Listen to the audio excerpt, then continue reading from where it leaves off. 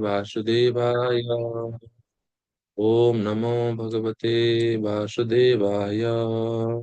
ओम नमो भगवते वासुदेवाय। श्रीमद् भगवत गीता দ্বাদশ অধ্যায় ভক্তিযোগ।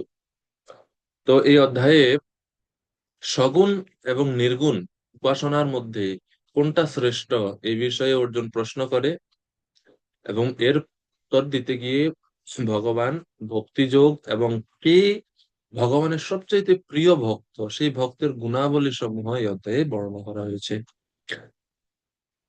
তো মূল বিষয় হচ্ছে পুরো এই অধ্যায়ের এই হচ্ছে মূল বিষয়।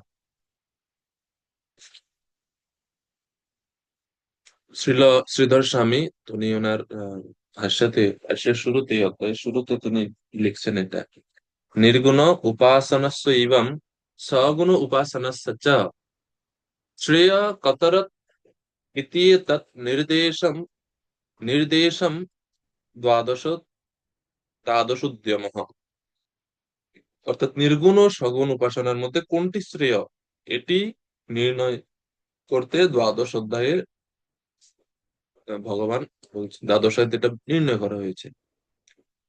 আমরা মনে আছে আপনাদের নবম অধ্যায়ে ভগবান উপদেশ দিতে গিয়ে অর্জুনকে তিন ধরনের জ্ঞানের কথা বলেছেন। জ্ঞান যজ্ঞেন চাপ্যন্নে যজন্ত মাম উপাসতে তত্ত্বেন পৃথক্তেন বহুধা বিশ্বতো মুখ। মনে আছে আপনাদের? এই তিন শ্রেণীর কথা, একত্বেন কারা, পৃথক্তেন কারা এবং বিশ্বত মুখম কারা। কে বলতে পারবেন? তো ওটা একত্বেন বলতে কোন শ্রেণীর উপাসকদেরকে বলা হচ্ছে, পৃথক্তেন বলতে কোন শ্রেণীর উপাসক, এবং বিশ্বত মুখম বলতে কোন শ্রেণীর উপাসক।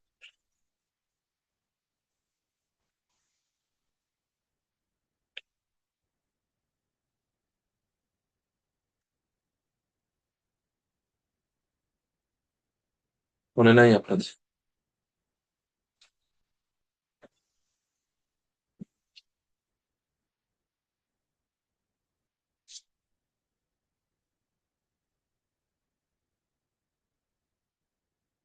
খুঁজে বের করেন নবমতের নোট টোট, আপনারা যেটা লেখালেখি করেন ওটা, ওটাতে যান, গিয়ে দেখেন ওখানে লেখা আছে। কেননা এই শ্লোক হচ্ছে নবম অধ্যায়ের পরবর্তী অংশ, দশম, 11 অধ্যায় এবং 12 অধ্যায়, এই তিনটে অধ্যায়ের সূত্র বা মূল বীজ হচ্ছে এই শ্লোকটা, 9-15 এই শ্লোকটা। আমরা তো বেশি করি না, আপনারা তো অনেকে ক্লাসে থাকেন, ভিডিও বন্ধ করে অন্যান্য কাজকর্ম থাকেন, এই জন্য অনেক সময় মনোযোগ দিতে একটু কষ্ট হয়। আর হয়তো আমিও ঠিক মতন বুঝাইতে পারি না, এই জন্য অনেক সময় আপনারা বুঝেন না। দুর্বলতাটা যে কার, কোন দিক থেকে বুঝতে পারি না আমি। চাইছেন খুঁজে? হ্যাঁ, বিদ্যুৎ সাহা প্রভু, বলেন প্রভু।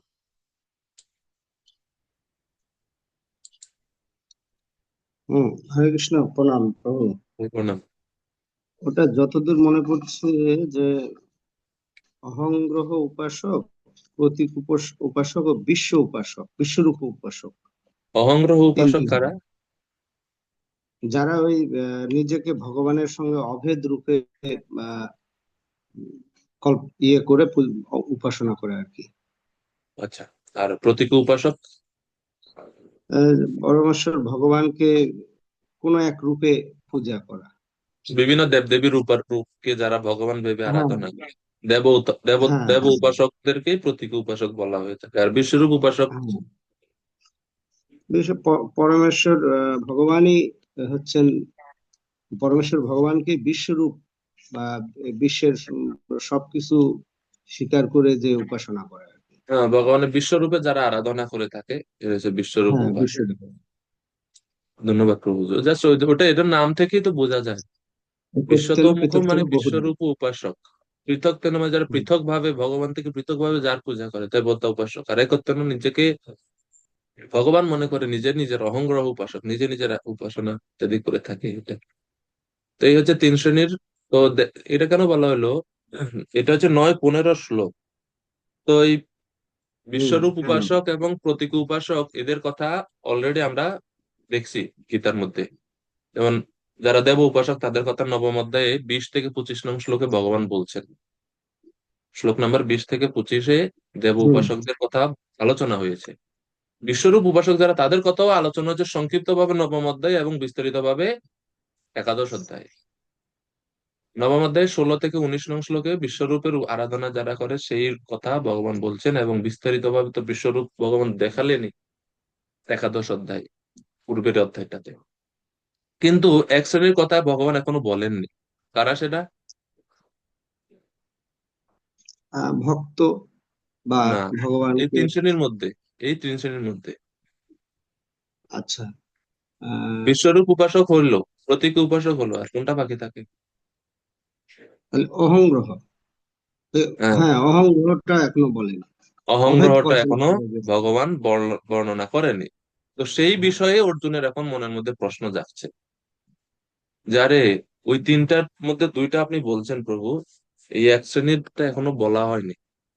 বুঝতে পারছেন কি আপনারা বাকিরা যারা আছেন ভক্তবৃন্দরা? আশা করি এখন বোঝা গেছে যে ওই তিনটা, ওই যে ওখানে 3 ধরনের জ্ঞানের কথা বলছেন ভগবান, তার মধ্যে 2 ধরনের কথা, মানে 2 শ্রেণীর ব্যাখ্যা ভগবান বলছেন বা তাদের সম্বন্ধে বলা হয়েছে বিস্তারিত ভাবে, আংশিক ভাবে, বিস্তারিত ভাবে। কিন্তু এই তৃতীয় শ্রেণীর মানে অর্থাৎ এই অহংগ্রহ উপাসকদের কথা এখনো ভগবান বলেননি। তো এই জন্য সেই সম্বন্ধে অর্জুন প্রশ্ন করছেন এই অধ্যায়ের শুরুতে। এটা হচ্ছে লিঙ্ক, সংযোগ পূর্বের অধ্যায়ের সঙ্গে এই অধ্যায়ের। এটা একটা সংযোগ। আরেকটা সংযোগ হচ্ছে, আমরা দেখলাম একাদশ অধ্যায়ের শেষ দিকে ভগবান নিজের এই দ্বিভুজ শ্যাম সুন্দর রূপ প্রদর্শন করছেন, এবং অর্জুন এই রূপকে শ্রেষ্ঠ বলে প্রতিপন্ন করেছেন।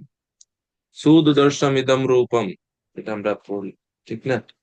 এখন এই যে আম, সাক্ষাৎ বা ভগবানের যে যে সুন্দর শ্যাম সুন্দর রূপ বা সগুণ উপাসনা যেটাকে বলে, বা ভগবানের আরাধনা, আমরা যারা ভগবানের রূপের আরাধনা করি, এখন এটা শুনে অর্জুনের মধ্যে একটা প্রশ্ন যাচ্ছে, আচ্ছা যারা, এটা তো আপনি, এটা তো হচ্ছে ভগবানের যারা সরাসরি ভগবানের আরাধনা করে, রূপের সবিশেষ রূপের প্রতি আসক্ত।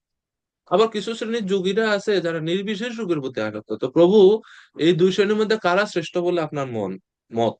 আপনি কাদেরকে শ্রেষ্ঠ বলে ভাবেন? এটা অর্জুনের প্রশ্ন।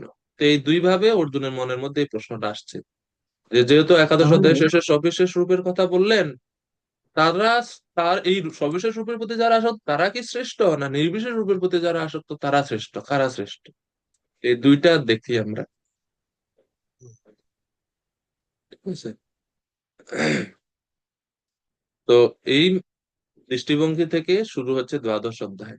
অধ্যায়ের সেকশন, 3টা সেকশনে আমরা ভাগ করি। 1 থেকে 7 নং শ্লোকে নির্বিশেষবাদ অপেক্ষা সবিশেষবাদ বা ভক্তি হচ্ছে শ্রেষ্ঠ, তা স্থাপন করা হয়েছে 1 থেকে 7 নং শ্লোকে।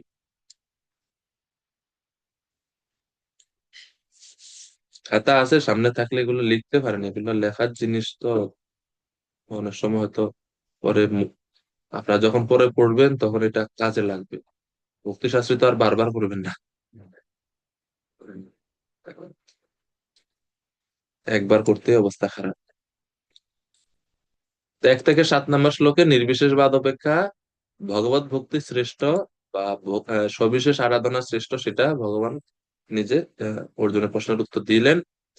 এরপরে 8 থেকে 12 নম্বর শ্লোকে ভগবান ভক্তির ক্রমোন্নতির পর্যায় সমূহ সম্বন্ধে বলছেন। ভক্তির ক্রমোন্নতির পর্যায় কিভাবে, মনের দ্বারা না পারলে বুদ্ধির দ্বারা বা কর্মফল দ্বারা বা কর্ম দ্বারা, বা এভাবে ভগবান ধারাবাহিক ক্রমোন্নতির কথা বলছেন। ভক্তির ক্রমোন্নতি 8 থেকে 12 নং শ্লোকে ভক্তির ক্রমোন্নতি।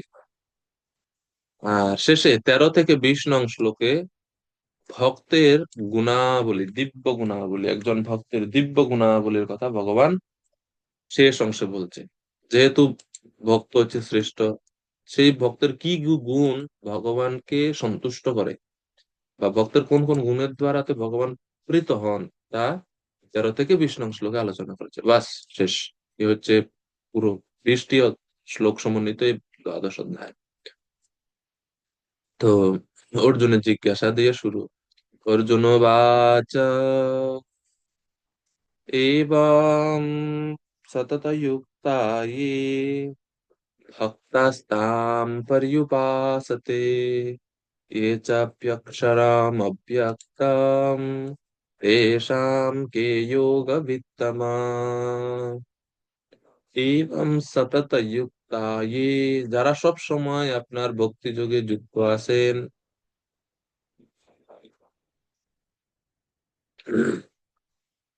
সতত যুক্তা আমরা পূর্বে কিছু শ্লোকে দেখছি ভগবান এই ভক্তদের ক্ষেত্রে বলছেন তারা সতত আমার সেবায় যুক্ত আছে। ঠিক আছে। আহ, যেরকম আমরা দেখি তেষাম সতত যুক্তানাম ভজতাম প্রীতিপূর্বকম, বা নবম অধ্যায়ে আমরা দেখছিলাম সততম কীর্তয়ন্ত মাম ইয়তন্তশ্চ দৃঢ়ব্রতা। সতত শব্দ অর্থ সতত যুক্তা বলতে ভক্তিযোগকে বোঝাচ্ছে।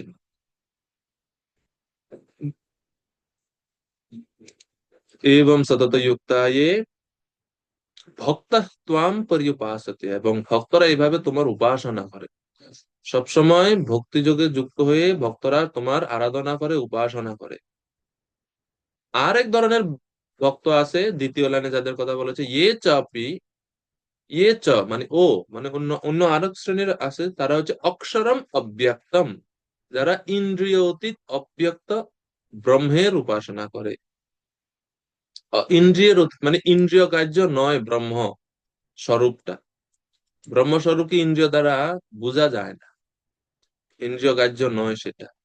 জন্য বলছেন ইন্দ্রিয় ইন্দ্রিয় অতীত, জড় ইন্দ্রিয় দ্বারা ব্রহ্মের কোনো বৈচিত্র্যতা নাই, বৈচিত্র্যহীন, এই জন্য ইন্দ্রিয় আমাদের ইন্দ্রিয় দ্বারা সেটাকে উপলব্ধ করা যায় না। তো এই জন্য বলছে ইন্দ্রিয় অতীত অব্যক্ত ব্রহ্মের যারা উপাসনা করে, তেষাম এই দুইয়ের মধ্যে, এই দুই ধরনের মধ্যে কে যোগবিত্তম,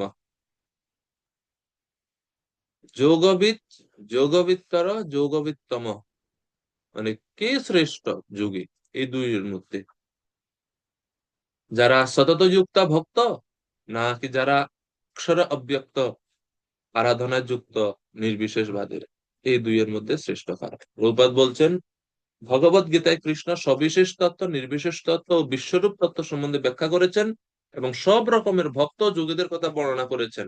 সাধারণত পরমার্থবাদীদের দুইটি শ্রেণীতে ভাগ করা যায়, নির্বিশেষবাদী এবং সবিশেষবাদী।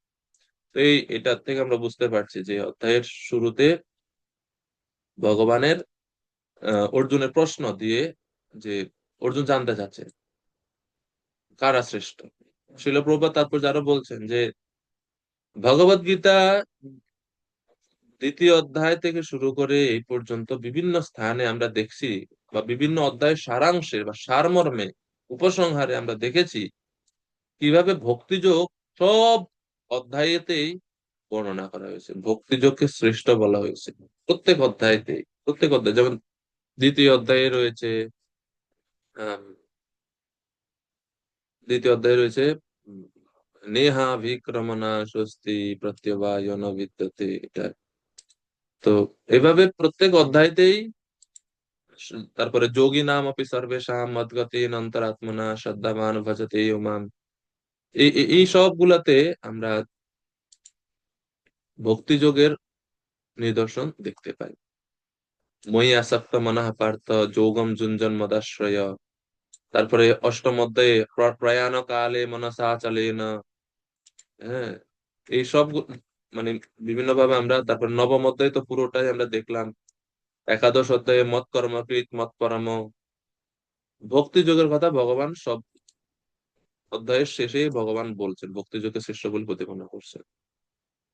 তো প্রভুপাদ এই জন্য বলছেন যে ভক্তি যোগে যারা সবিশেষ আরাধনায় যুক্ত এবং যারা নির্বিশেষ আরাধনায় যুক্ত, তাদের মধ্যে কারা শ্রেষ্ঠ অর্জুন তা জানতে ইচ্ছা করে ভগবানের কাছে প্রশ্ন করলেন। তো ভগবান কি উত্তর দিলেন পরের শ্লোকে ভগবান বলছেন, শ্রী ভগবানুবাচ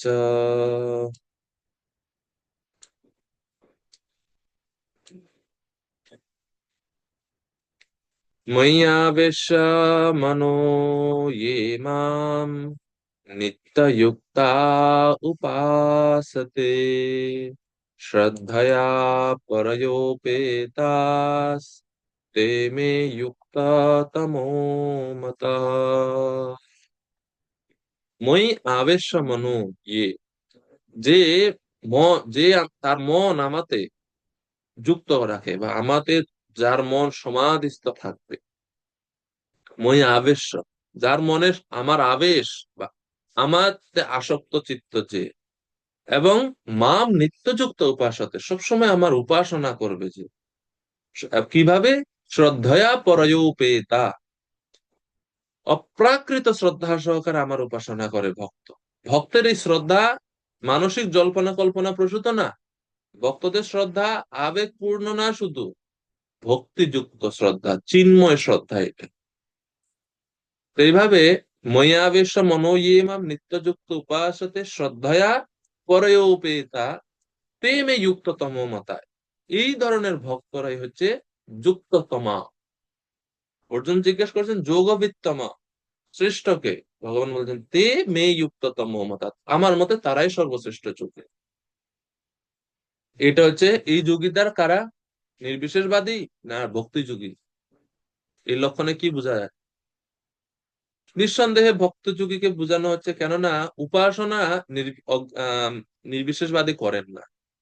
উপাসনা বলতে, উপাসনা মানে তিনটা জিনিস আছে এখানে: সেবা, সেব্য আর সেবক।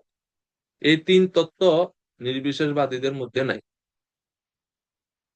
সেব্য বস্তু ভগবান একজন থাকবেন, সেবক থাকবেন এবং সেবা থাকবে। সেবা তো নাই, তারা তো কোনো ইন্দ্রিয় দ্বারা কোনো ধরনের সেবা করেন না, করতে পারে না, কেননা রূপী নাই, তো সেবা কি করবে? জাস্ট মনে মনে চিন্তা ধ্যান করে তারা, ওইটাই। তো এই জন্য সরাসরি ভগবান, ইমিডিয়েটলি ভগবান বলছেন, যারা সতত যুক্তা বা নিত্য যুক্তা, সেই সবিশেষবাদের হচ্ছে সর্বশ্রেষ্ঠ যোগী। ভক্তি যোগ হচ্ছে ভগবানের সবচাইতে প্রিয়তম।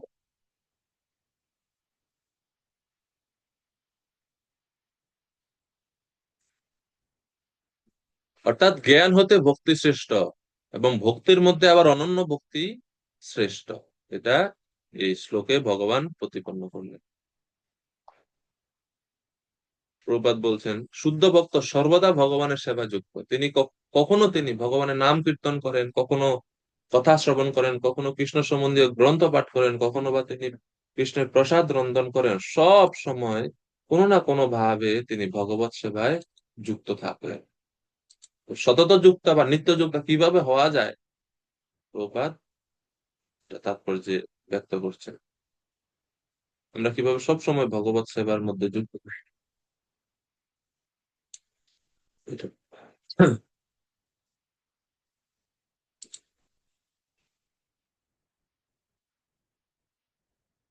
প্রভুপাদ বলছেন, এই ধরনের কৃষ্ণ ভাবনা কর্মের সবসময় যুক্ত থাকাই হচ্ছে পূর্ণ সমাধি।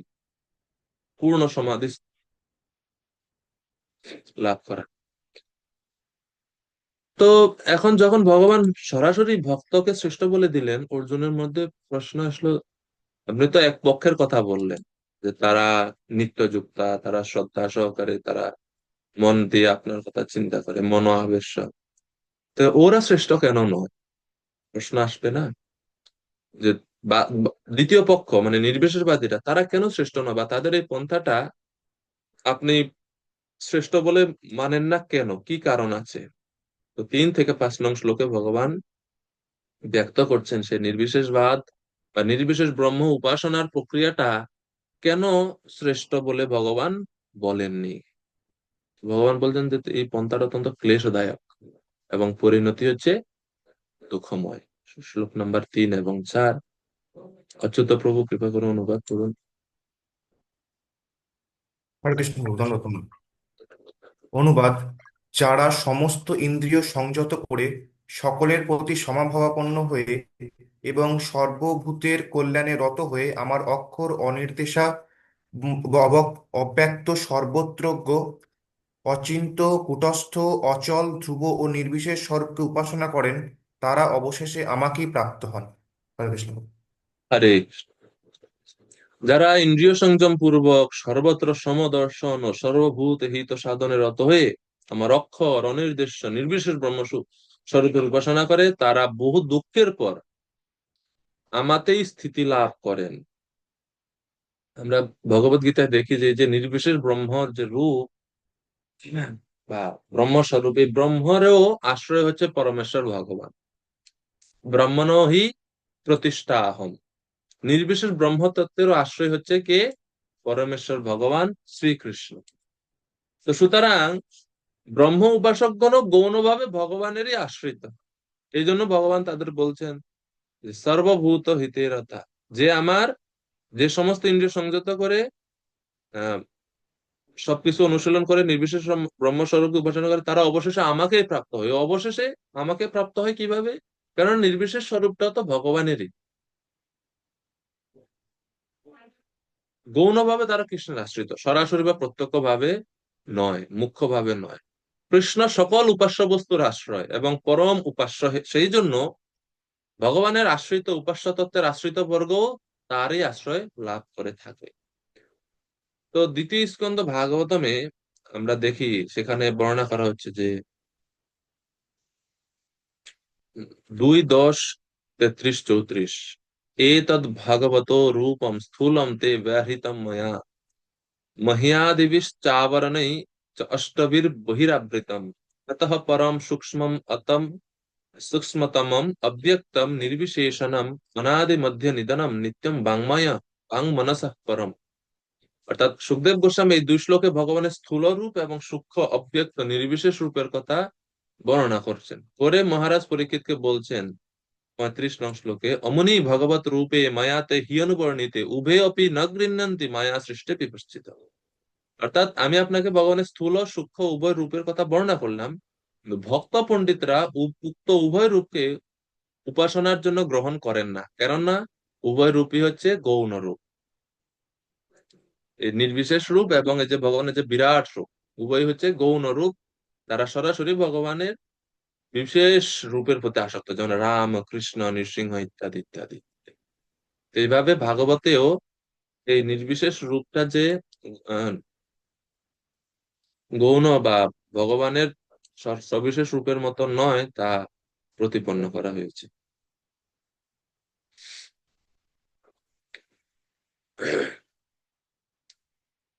এই জন্য বলছে অব্যক্তম। এসব এই 3 এবং 4 নম্বর শ্লোকে নির্বিশেষ বা অব্যক্ত নির্বিশেষ ব্রহ্মের 7টি বৈশিষ্ট্যের কথা আমরা দেখতে পাই। প্রথম বৈশিষ্ট্য হচ্ছে অব্যক্ত, যাকে বাক্য যাকে নির্দেশ করতে পারে না। বাক্য যাকে নির্দেশ করতে পারে না মানে লৌকিক ভাষা, যেরকম এটা মানুষ, এটা আমাদের লৌকিক যে ভাষা, লৌকিক ভাষা, জাতি, গুণ, ক্রিয়া, সম্বন্ধ ইত্যাদি কোনো বস্তু ব্রহ্মের মধ্যে নাই। যেহেতু ব্রহ্ম একটা নির্বিশেষ রূপ, আপনি বলতে পারবেন না যে উনি পুরুষ না নারী। নাই গুণ বা কোনো কালার, নীল না সাদা বা কালো লাল কিছু নাই। জাতি মানুষ্য জাতি না পশু জাতি না কি জাতি নাই। কোনো ক্রিয়া আছে? নাই। কোনো ক্রিয়াও নাই, ক্রিয়াহীন। কোনো সম্বন্ধ স্থাপন করতে পারবেন না, কোনো সম্বন্ধ স্থাপন করা যাবে না। অব্যক্ত, এই জন্য বলছে অব্যক্ত রূপ। তো প্রথম বৈশিষ্ট্য হচ্ছে যে অব্যক্ত। 2 হচ্ছে ইন্দ্রিয় অনুভূতির অতীত, ইন্দ্রিয় দ্বারা গ্রাহ্য নয়, ইন্দ্রিয় অনুভূতির অতীত। 3 নাম্বার হচ্ছে সর্বত্র বা সর্বব্যাপ্ত, সর্বত্র বিদ্যমান। অর্থাৎ দেশ কাল বস্তু, এই তিনটা স্থানে মানে সর্বত্র সব জায়গাতে তিনি বর্তমান আছেন। তারপরে হচ্ছে অচিন্ত, চতুর্থ বৈশিষ্ট্য হচ্ছে অচিন্ত। অচিন্ত মানে সর্বত্র সব জায়গায় আছে, এজন্য আমাদের এই চিন্তা করে এটাকে বোঝা যায়, স্বরূপটা বুঝতে পারা যায়। চিন্তার অতীত, অচিন্ত। তারপরে হচ্ছে কূটস্থ বা অব্যয়, কূটস্থ,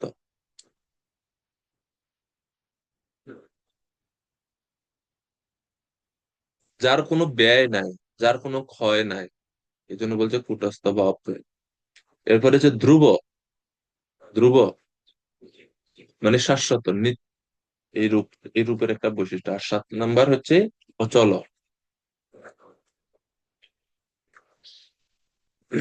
তো এই হচ্ছে 7টা বৈশিষ্ট্য নির্বিশেষ রূপের ভগবান বলছেন। বলার পরে ভগবান এখন বলছেন যে এই যে রূপ, এই রূপের প্রতি শক্ত যারা যারা এই রূপের আরাধনা করে তারা ক্লেশ প্রাপ্ত হয়, 5 নম্বর শ্লোকে বলছে। তো 3 নম্বর শ্লোকে ভগবান অব্যক্ত নির্বিশেষ ব্রহ্মের বৈশিষ্ট্যের কথা বলে 4 নম্বর শ্লোকে বলছেন কিভাবে এই ব্রহ্মর উপাসনা করা হয়ে থাকে। কিভাবে করে? সমনিয়ম ইন্দ্রিয় গ্রামম, সমস্ত ইন্দ্রিয় সংযত করে। ইন্দ্রিয়গুলোকে নিয়ন্ত্রণ করতে হবে, প্রথম শর্ত এটা। ইন্দ্রিয় যদি নিয়ন্ত্রণ না হয় তাহলে নির্বিশেষ ব্রহ্মের উপাসনা করার যোগ্যতাই হবে না। তো পূর্ব শর্ত ভক্তি যোগের জন্য কিন্তু এরকম না। ভক্তি যোগ আমরা অনুশীলন করতে করতে ইন্দ্রিয় সংযম হয়। এরকম কোথাও নাই যে ইন্দ্রিয় সংযম আগে করো তারপরে তুমি ভক্তি অনুশীলন করবে, সেরকম শর্ত নেই। কিন্তু এই নির্বিশেষ ব্রহ্ম উপাসনার প্রথম শর্ত হচ্ছে প্রথমে সমনিয়ম ইন্দ্রিয় গ্রামম, সমস্ত ইন্দ্রিয়গুলোকে কন্ট্রোল করতে হবে, সংযত করতে হবে। 2, সর্বত্র সমবুদ্ধয়, প্রত্যেকের প্রতি সমভাবাপন্ন হতে হবে। 3, সর্বত্র সমবুদ্ধয় তে প্রাপ্নুবন্তি মামেব সর্বভূত হিতে রতা, সমস্ত জীবের কল্যাণ সাধনে নিয়োজিত থাকে তিনি, এবং কঠোর পরিশ্রম করে, যেটা 5 নম্বর শ্লোকে আছে। তো এই হচ্ছে কৃষ্ণ সাধন, কঠোর সাধনা, তপস্যা, কৃষ্ণ সাধনের প্রয়োজন হয়, যেটা সাধারণ মানুষের পক্ষে সম্ভব হয় না। তো এই হচ্ছে 4টা বৈশিষ্ট্য বা 4টা মাধ্যম যার মাধ্যমে ব্রহ্মের উপাসনা করা হয়: ইন্দ্রিয় সংযম, সকলের প্রতি সমভাব, সকল জীবের কল্যাণ সাধনে রত, এবং কঠোর তপস্যা বা কৃষ্ণ সাধন।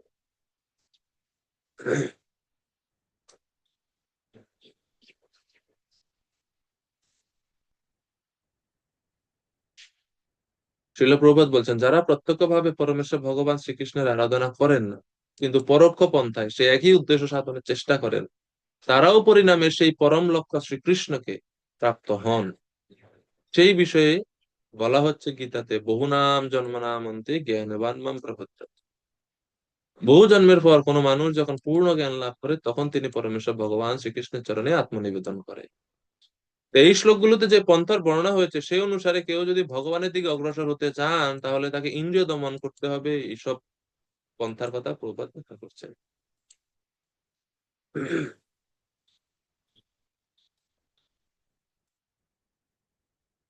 এরপরে 5 নং শ্লোকে ভগবান বলছেন যে পা- এই 3, 4 শুনে অর্জুন বলছেন, যদি নির্বিশেষ উপাসকেরাও আপনাকে প্রাপ্ত হয় তাহলে সবিশেষ উপাসকরা আর নির্বিশেষ উপাসকের মধ্যে পার্থক্যটা কোন জায়গায়?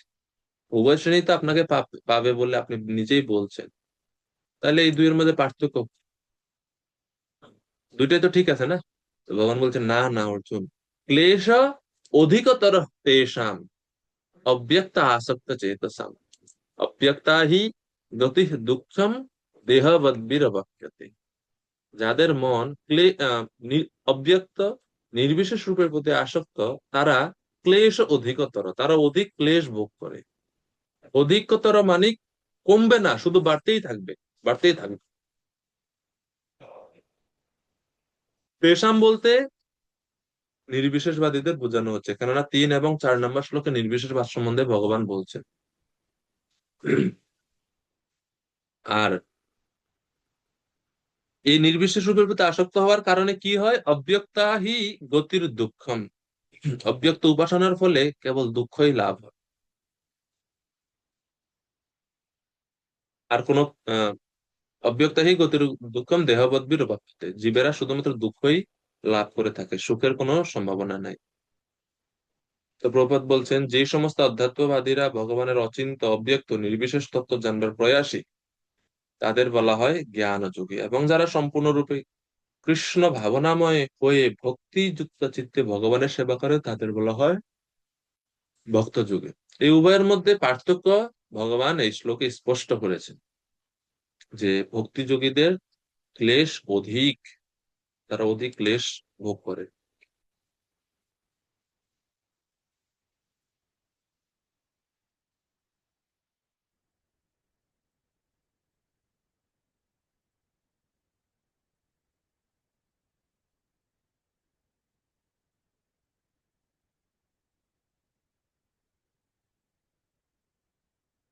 এরপরে শিল প্রভুপাদ বিগ্রহ আরাধনার যৌক্তিকতা 5 নম্বর শ্লোকের তাৎপর্যে খুব সুন্দরভাবে প্রভুপাদ তুলে ধরলেন যে ভক্ত যোগীদের ক্লেশ কম, বা অর্চাৎ কেননা তারা যে রূপের আরাধনা করে সেই রূপকে আমরা ইন্দ্রিয় দ্বারা আমরা দেখতে পারি। যেরকম অর্চা বিগ্রহের আরাধনার কথা প্রভুপাদ বলছেন যে অর্চা বিগ্রহের আরাধনা কোনো মূর্তি পূজা নয়।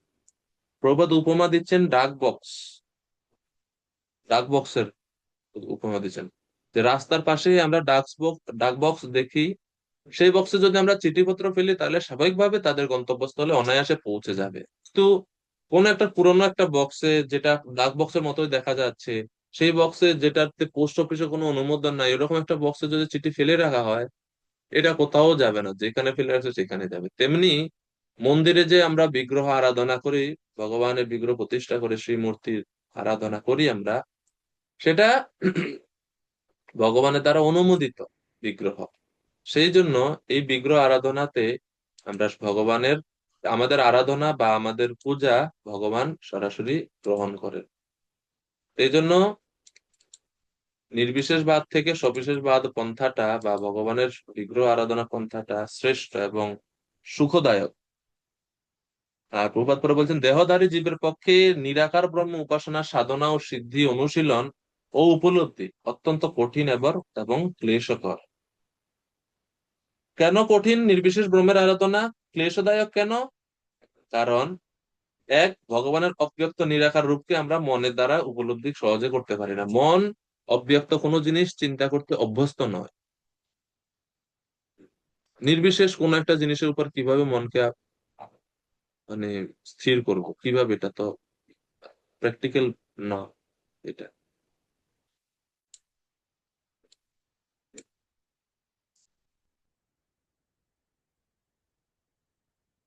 তারপরে দ্বিতীয় কারণ, এই পদ্ধতিটা অত্যন্ত কঠিন। কেননা এই জ্ঞান মার্গে বৈদিক শাস্ত্র অধ্যয়ন করতে হয়, কিন্তু সবার তো এই শাস্ত্র জ্ঞান নাই, উন্নতর বুদ্ধিমত্তা নেই। আবার বেদের যে ভাষা অত্যন্ত কঠিন, বোঝাটাও মুশকিল, এই জন্য পদ্ধতিটা কঠিন। এর তুলনায় ভক্তিযোগ কিরণ সহজ। প্রভুপাদ পরে ব্যাখ্যা করছেন যে হরে কৃষ্ণ মহামন্ত্র জপ, কীর্তন, নৃত্য, গুরুদেবের নির্দেশ মতো বিগ্রহ আরাধনা, ভগবানের কথা শ্রবণ কীর্তন, ভগবানকে নিবেদন করে প্রসাদ আস্বাদন, কোনো একটা অঙ্গতে কোনো কষ্ট নাই। ভগবানের সামনে গিয়ে নৃত্য করতে কষ্ট হয়? খুব বেশি কষ্ট হয় না? কষ্ট নাই তো। তাইলে তো এই জন্য ভক্তি যোগটা হচ্ছে সবচেয়ে সহজ এবং আনন্দদায়ক। সুসুকম করতুম অপ্রিয়। এই জন্য ভগবত উপলব্ধির পথে নির্বিশেষ বাদটা হচ্ছে ক্লেশদায়ক। তো প্রভুপাদ তাৎপর্য শেষ অংশে বলছেন, নির্বিশেষবাদীরা কষ্টকর পন্থা গ্রহণ করে, কিন্তু চরম তত্ত্বকে তারা পূর্ণরূপে উপলব্ধিও করতে পারে না। তাদের রাস্তাটা কঠিন, আবার যখন ভগবানকে তারা পায়, আংশিক প্রকাশকে তারা উপলব্ধি করে। তাদের উপলব্ধিটা হচ্ছে আংশিক, তারা কেবল সৎ ও চিৎ অংশকে উপলব্ধি করে। তারা আনন্দময় অংশ, সচ্চিদ আনন্দ বা আনন্দর অংশটা বা ভগবানের সঙ্গে যে ভাবের আদান প্রদান, সেটা তারা এই স্বরূপে করতে পারে না। এই জন্য এটা ক্লেশদায়ক। আর প্রবাদ বলছেন যে নির্বিশেষ ব্রহ্ম উপলব্ধি পন্থা জীবের স্বভাব বিরুদ্ধ একটা উপাসনা পদ্ধতি। কিভাবে? জীব মাত্রই ক্ষুদ্র, স্বতন্ত্র সম্পন্ন ও চিদানন্দময়। এই কারণে অব্যক্ত ব্রহ্ম উপলব্ধি বা ব্রহ্মে লীন হওয়া তার চিদানন্দময় স্বরূপ ও স্বভাবের বিরুদ্ধে। যেহেতু এখানে স্বাতন্ত্র্য হারিয়ে যাওয়ার কথা বা হারিয়ে যায়, নির্বিশেষ তারা লীন হয়ে যায়, স্বাতন্ত্র্য হারিয়ে ফেলে, তো এটা জীবের স্বভাবের বিরুদ্ধ। এজন্য সর্বোত্তম সমাধান কি? প্রত্যেক জীবের জন্য কৃষ্ণ ভাবনা তথা ভক্তিযুক্ত ভগবত সেবা সর্বতভাবে নিযুক্ত হওয়াই হচ্ছে সর্বশ্রেষ্ঠ পন্থা। আর ভক্তিযোগ আমরা যেন অবহেলা বা অবজ্ঞা না করি, এই হচ্ছে বিশেষত্ব।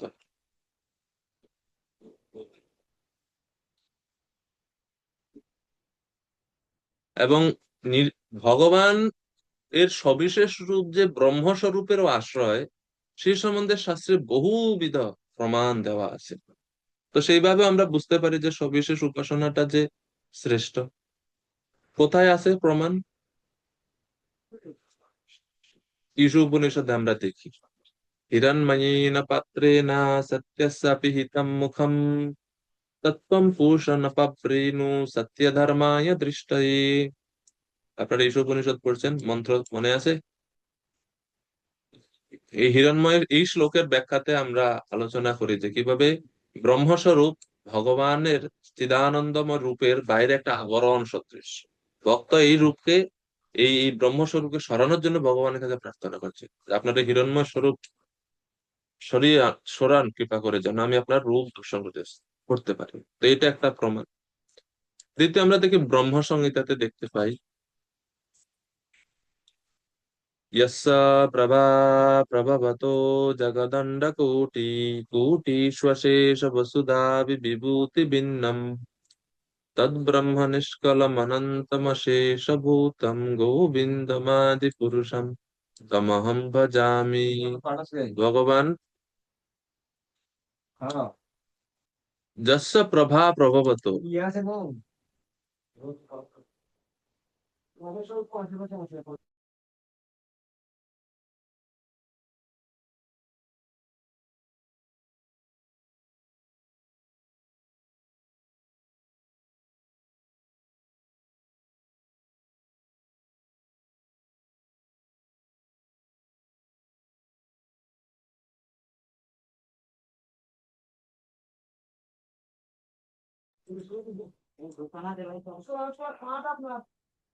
হরে কৃষ্ণ, সরি। তো এই শ্লোকে ব্রহ্মসংহিতার মন্ত্রতে আমরা দেখি যে যস্য প্রভা প্রভবত জগদণ্ড কোটি, এই যে আহ ব্রহ্মস্বরূপ যেটা নিষ্কলম অনন্তম শেষ, এটা হচ্ছে ভগবানের প্রভা, ভগবানের দেহ নির্গত জ্যোতি। তো এই জন্য ভগবত রূপটা বা ভগবানের সবিশেষ রূপ হচ্ছে শ্রেষ্ঠ। এবং শ্রীমদ ভাগবতমে আমরা দেখি বিখ্যাত শ্লোক, বদন্তি তত্ত্ববিদস্তত্ত্বম যজ্ঞানম অদ্বয়ম ব্রহ্মেতি পরমাত্মেতি ভগবান ইতি সপ্ততে শ্লোকে। এটা হচ্ছে প্রথম স্কন্ধের দ্বিতীয় অধ্যায়। ব্রহ্মস্বরূপ, পরমাত্মা স্বরূপ, ভগবান স্বরূপ। তো ভগবত বা ভগবান ইতি যে ভগবান স্বরূপটা, সেটা হচ্ছে পরিপূর্ণতম রূপ। এরপরে আহ আমরা সপ্তম অধ্যায়, সপ্তম স্কন্ধের দশম অধ্যায়, সেখানেও আমরা দেখি নারদ মুনি বলছেন, यूयां नृलोके बत भूरिभागा लोकं पुनाना मुनयो भियन्ति येषां गृहाणावसति साक्षात् गुणं परं ब्रह्म मनुष्यलिङ्गम् स वायं ब्रह्म महत्प्रेमिक्य कैवल्य सुखानुभूति प्रिया सुहृदा खलु मातलेय आत्मार्हणीय विधिकृत गुरुश्च।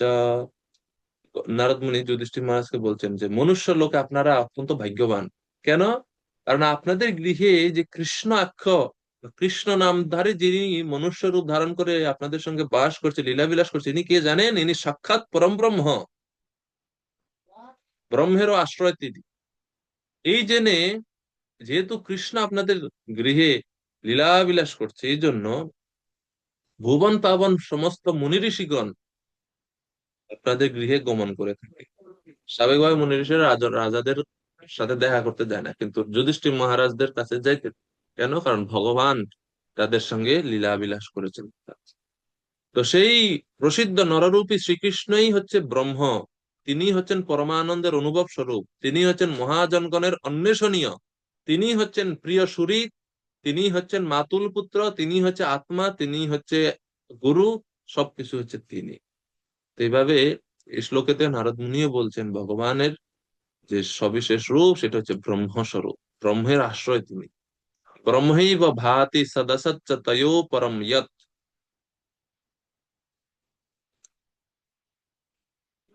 চৈতন্য চরিতামৃতে তো অনেক জায়গাতে এই রূপের কথা বা এই ব্রহ্মস্বরূপ যে ভগবানের অঙ্গ কান্তি, ভগবান যে তার আশ্রয়, তার কথা আমরা দেখতে পাই।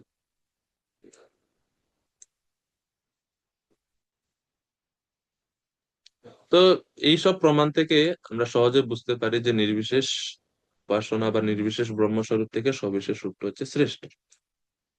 তো 5 নম্বর শ্লোকে ভগবান ক্লেশের কথা বললেন নির্বিশেষবাদীদের, তারা অত্যন্ত ক্লেশদায়ক, ক্লেশ অনুভব করে। হ্যাঁ, কিন্তু ভক্তরা কি বা ভক্তিযোগ পন্থাটা কি খুব সহজ সরল? এই নির্বিশেষ পন্থা যে ক্লেশদায়ক, আমরা ব্রহ্মাজির মুখ থেকেও দেখি।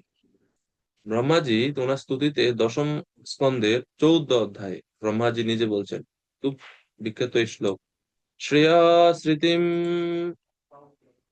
শ্রেয়া শ্রুতিম ভক্তিমুদাস্যতে বিভো ক্লিশ্যন্তি ये केवलबोधलब्धये तेषामसौ क्लेशलैव शिष्यते নান্যাৎ যথা স্থূলতুষাবঘাতিনাম। যে সকল জ্ঞান মার্গ অবলম্বনকারী নিজ মঙ্গল লাভের জন্য প্রকৃত ভক্তি পন্থাকে পরিত্যাগ করে ভক্তি শূন্য জ্ঞানের পন্থা অবলম্বন করে, তারা ক্লিশ্যন্তি ইয়ে, তারা ক্লেশ স্বীকার করে, তারা ক্লেশ ভোগ করে। তাদের পন্থাটা কষ্টকর, তাদের প্রাপ্তিটাও খুবই নগণ্য। কিরকম বলছে, তাদের যে পরিশ্রম সেটা হচ্ছে তুষকে বারবার আঘাত করার মতো। ধান থেকে আপনি মই দিয়ে বা বিভিন্ন পন্থাতে আপনি চাল বের করতে পারবেন, কিন্তু তুষকে যদি আঘাত করা হয়, বারবার পিটানো হয়, সেখান থেকে কি কোনো চাল বের হবে? কিচ্ছু বের হবে না, শুধুমাত্র ক্লেশ লাভ করে থাকে। তো যারা এই ভক্তি পন্থাকে পরিত্যাগ করে, শ্রেয় পন্থা ভক্তি পন্থাকে পরিত্যাগ করে যারা জ্ঞান পন্থা অবলম্বন করে নির্বিশেষ ব্রহ্ম উপাসনা করে, তারাও সেম। শুধু তেষাম অসৌ ক্লেশালয় বা শিষ্যতে, কিরকম, এই যে তুষকে আঘাত করার মতো বারবার খালি পরিশ্রম হবে, কিন্তু সার বস্তু কিচ্ছু নাই, তুষের মধ্যে কিচ্ছু নাই। এটা সনত কুমার ও পৃথু মহারাজকে বলছেন চতুর্থ স্কন্ধের 22 অধ্যায়ে। এই জ্ঞান মার্গটা ক্লেশদায়ক। তো গীতার সিদ্ধান্তগুলো আমরা সমস্ত ভাগবতমে প্রমাণ দেখতে পাই। এই জন্য গীতা ভাগবত মিশ্রণ করে যদি আমরা পড়ি, তাহলে আমরা বুঝতে সুবিধা হয়। সনত কুমার কি বলছেন পৃথু মহারাজকে? 4:22-40, কৃষ্ণ মহানিহা ভবার্ণবমপ্লবেশাম সর্বর্গনক্রম সুখে তিতির্ষন্তি।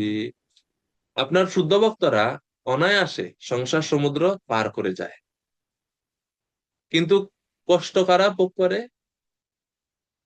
যারা নির্বিশেষ নিরাকার রূপের প্রতি আসক্ত। তিনি আরো বলছেন, ইয়ৎ পাদ পঙ্কজ পলাশ বিলাস ভক্ত্যা কর্মাশয়ম গ্রথিতমুদ্গ্রথয়ন্তি সন্তঃ তদ্বন্ন রিক্তমতয়ো যতয়োপি রুদ্ধা শ্রোতো গণস্তমরণম ভজ বাসুদেবম।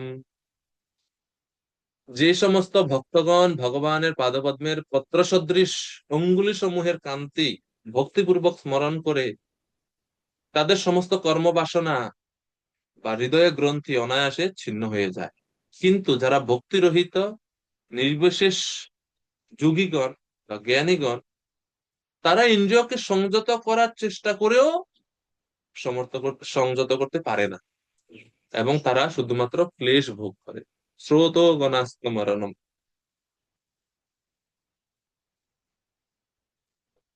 এরপরে সুখদেব গোস্বামী ভাগবতের শেষ দিকে ভাগবত দ্বাদশ স্কন্ধে তিনি বলছেন যে ভক্তি ছাড়া অন্য কোনো পন্থার দ্বারা এই সংসার সাগরকে অতিক্রম করা যায় না, অন্য সমস্ত পন্থা উপযোগী না।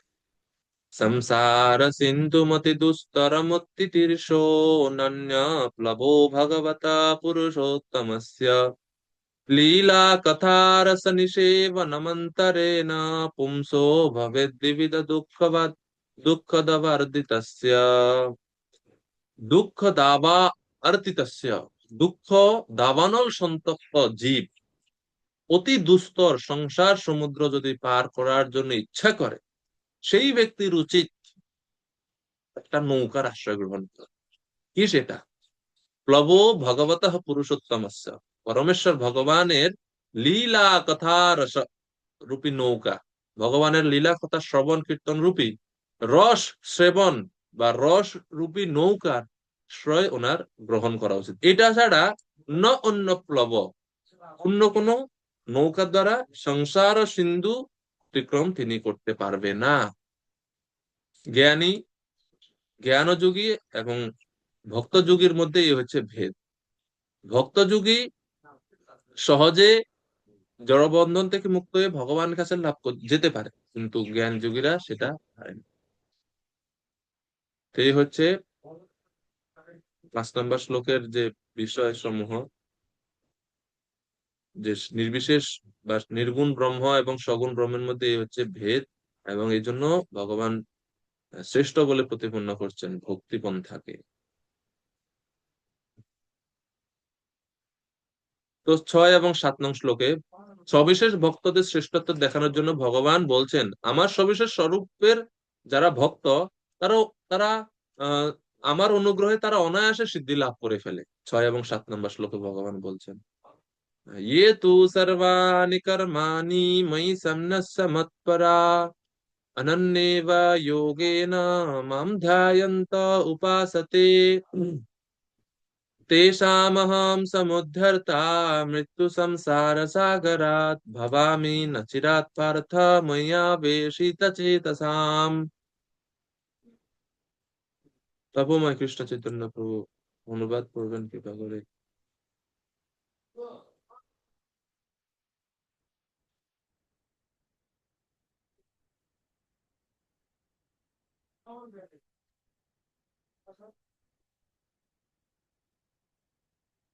অনফুরন মাইক হয় না?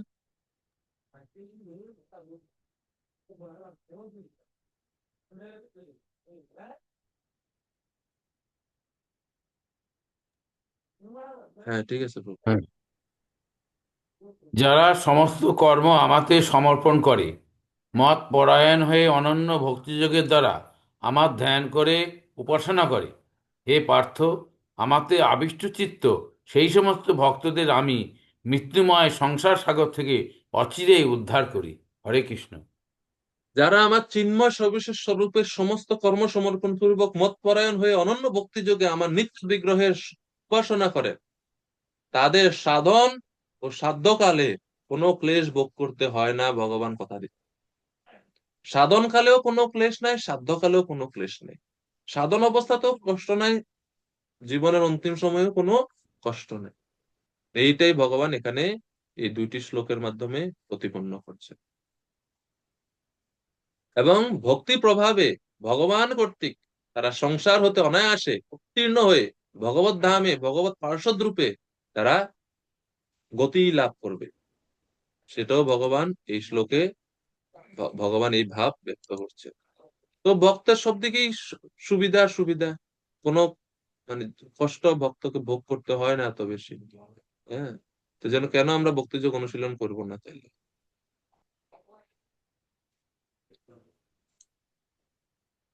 নবম অধ্যায়ে ভগবান 22 নম্বর শ্লোকে কথা দিয়েছেন না, অনন্যস চিন্তয়ন্তো মাম ये जना पर्युपासते तेषाम নিত্য অভিযুক্তানাম যোগক্ষেম বহাম্যহম।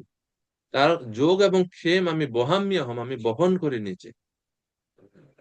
তো ভক্তিটা এরকমই, আমি তাদের অহম সমুদ্ধর্তা, আমি তাকে উদ্ধার করি। তেষাম অহম সমুদ্ধর্তা মৃত্যু সংসার ও সাগরত। এই জগতের নাম হচ্ছে মৃত্যু সংসার, সংসার দাবানল, সংসার কূপ, কত কিছু ভগবান বলছেন। কিন্তু ভক্তদেরকে ভগবান নিজে তার ধামে নিয়ে যান। এটা হচ্ছে ভগবানের কথা বা ভগবানের প্রতিশ্রুতি। বরাহ পুরাণে ভগবান এরকম একটা শ্লোকে ভগবান বলেছেন, বরাহ পুরাণে এই শ্লোক রয়েছে, সেখানে বলছে আহ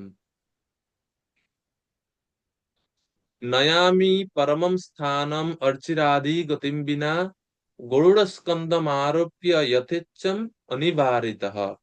বরাহ পুরাণের এই শ্লোক, সেখানে ভগবান বলছেন, আমি ভক্তকে অর্চির আদি কোনো পথ এর না নিয়ে সরাসরি গরুড়ের স্কন্ধে আরোপণ করিয়ে স্বেচ্ছায় অনিবারিত গতিতে, মানে তার গতিকেও রোধ করতে পারবে না, অনিবারিত গতিতে বৈকুণ্ঠ ধামে আমি নিয়ে আসি। এ হচ্ছে ভক্তের প্রতি ভগবানের প্রতিশ্রুতি। জ্ঞানী এবং যোগীরা অর্চির আদি বিভিন্ন যে উন্নতির যে মার্গ, ধূম কৃষ্ণ, যে অষ্টম অধ্যায়ে আমরা যেটা দেখলাম, এই সমস্ত মার্গে তারা ক্রমান্বয়ে তারা মুক্তি লাভ করতে করে।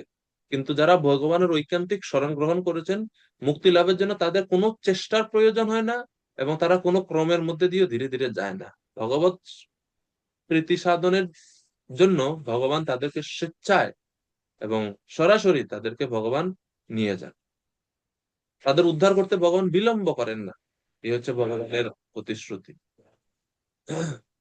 পদ্মপুরাণেও আরেকটা শ্লোকে বলা হচ্ছে, পদ্মপুরাণে খুব সুন্দর এই শ্লোকে বলছে, ইয়া বৈ সাধন সম্পত্তি পুরুষার্থ চতুষ্টয়ে তয়া বিনা ন তয়া বিনা তদাপ্নোতি নরো নারায়ণাশ্রয়াঃ সর্বধর্মোজ্জিতা বিষ্ণুর্নাম মাত্রৈক জল্পকা সুখেন ইয়ম গতিম ইয়ান্তি ন তাম সর্বেপি ধার্মিকাঃ। তো পদ্মপুরাণে এই শ্লোকে বলছে, সমস্ত ধর্ম ছেড়ে কেবল বিষ্ণুর নাম মাত্র উচ্চারণকারী ব্যক্তিগণ অনায়াসে যে গতি লাভ করে তা ধার্মিকগণ কেউ প্রাপ্ত হয় না। ধার্মিকগণ বলতে যারা জ্ঞানী যোগী, তারা কেউ সেই স্তর বা সেটি প্রাপ্ত হতে পারে না। এবং মোক্ষ ধর্মে বলা হচ্ছে যে যারা সাধন চতুষ্টয়, চারটি পুরুষার্থ সিদ্ধি বিষয়ে যে সাধন উপায় প্রদর্শিত হয়েছে, সেই সাধন সম্পাদন ব্যতীতই ভগবান নারায়ণের আশ্রয় গ্রহণের ফলে তারা সমস্ত সিদ্ধি লাভ করে থাকে, ভক্ত সমস্ত সিদ্ধি লাভ করে থাকে। তো এই হচ্ছে ভক্তের বিশেষত্ব। ভক্তগণের জ্ঞান বিনাই কেবল ভক্তির দ্বারাই তারা সংসার থেকে মুক্তি লাভ করে থাকে। ভগবান এভাবে আহ প্রতিশ্রুতি দিচ্ছেন 6 এবং 7 নম্বর শ্লোকে। তো তাৎপর্যের মধ্যে বরাহ পুরাণের শ্লোক উদ্ধৃতি করা আছে, আপনারা এখান থেকে দেখতে পাবেন। এই যে ভক্তি যোগের বিশেষত্ব এবং ওই নারায়ণীয় বা মুখ্য ধর্ম থেকে যেটা শ্লোক ইয়া বৈ সাধন সম্পত্তি, তাও তাৎপর্যের মধ্যেই আছে। তো মূল বিষয় হচ্ছে ভগবানের শরণ গ্রহণ করলে আমরা সংসার সাগর থেকে রক্ষা পাবো, এটা। এখন 8 থেকে 12 নং শ্লোকে ভগবান ভক্তির ক্রমোন্নতির পর্যায় সমূহ বর্ণনা করছেন। 8 থেকে 12 নম্বর শ্লোকে ভক্তিকে তিনি শ্রেষ্ঠ বলে প্রতিষ্ঠা করলেন এই পর্যন্ত। এখন স্বাভাবিকভাবে প্রশ্ন হতে পারে যে কিভাবে ভক্তিযোগ অনুশীলন করতে হয়। তো পরের এই 8 থেকে 12 এই 5টি শ্লোকে ভগবান ভক্তির, কৃষ্ণ ভক্তির স্তর সমূহ বর্ণনা করছেন। প্রথমে তিনি একবারে সর্বোচ্চ স্তরের কথা বলছেন, সেটা যাদের পারবে না তাহলে পরে এভাবে ধীরে ধীরে ধীরে ধীরে তিনি নিচের দিকে আসতেছেন। ভগবান শ্লোক নাম্বার 8 স্মরণাত্মিকা, মননাত্মিকা এবং অভ্যাস রূপ ভক্তির কথা ভগবান বলবেন। শ্লোক নাম্বার 8। তো 8 নম্বরে যে সর্বোচ্চ স্তর কৃষ্ণ স্মরণ, এটা স্মরণাত্মিকা ভক্তি। ময়ি এব মন আদাৎসা ময়ি বুদ্ধিম নিবেশয় নিবাসিষ্যসি ময়ি এব অত ঊর্ধ্বম ন সংশয়ঃ। তপন পাত্র প্রভু কৃপা করে অনুবাদ করুন নাম শ্লোকের। হরে কৃষ্ণ প্রভু, দণ্ডবোধ প্রণাম। অনুবাদ প্রণাম প্রভু। অতএব আমাতে তুমি তোমার মন সমাহিত করো এবং আমাতেই সমস্ত বুদ্ধি অর্পণ করো, তার ফলে তুমি সর্বদাই আমার নিকটে বাস করবে, সেই সম্বন্ধে কোনো সন্দেহ নেই। একান্তভাবে কৃষ্ণের চিন্তায় নিমগ্ন থেকে তার সেবায় যুক্ত থাকা, এটা হচ্ছে সর্বোচ্চ স্তর। শ্রীকৃষ্ণে, ভগবান শ্রীকৃষ্ণের প্রতি মন সমাহিত করা। ভগবান শ্রীকৃষ্ণের প্রতি যদি মন সমাহিত করা হয় তাহলে কি হবে, ফল কি? ভগবান সাধন কথা বলছে এবং ফলও বলছে। তো 8 নম্বর শ্লোকে যে কৃষ্ণের প্রতি যদি মন সমাহিত করা হয়, মই এব মনা আদর্শ মই বুদ্ধিম নিবেশয় নিবশিষ্যসি মই এব অত ঊর্ধ্বম ন সংশয়, তাহলে ফল হবে কি, শ্রীকৃষ্ণের সাথে সম্বন্ধ যুক্ত হয়ে সর্বদা তার সাথে আমরা বাস করতে পারবো। এটা হচ্ছে ফল, যদি আমরা মনকে ভগবান চিন্তায় মগ্ন করি।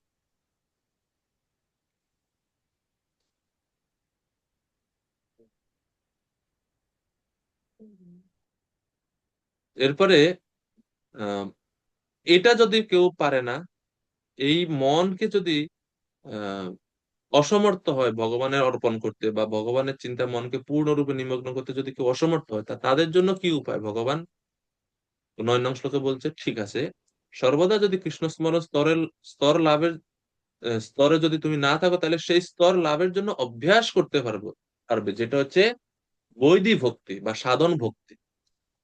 9 নং শ্লোকে অথ চিত্তম সমাধাতুম না শক্নোষি ময়ি স্থিরম অভ্যাস যোগেন ততো মাম ইচ্ছাম ইচ্ছাপ্তুম ধনঞ্জয়।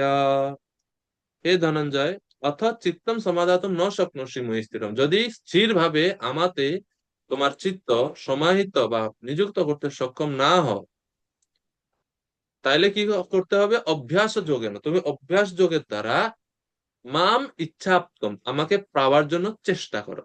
অভ্যাস যোগ অনুশীলন করে করো অর্জুন, তাহলে তুমি আমাকে লাভ করতে পারো। অভ্যাস যোগ।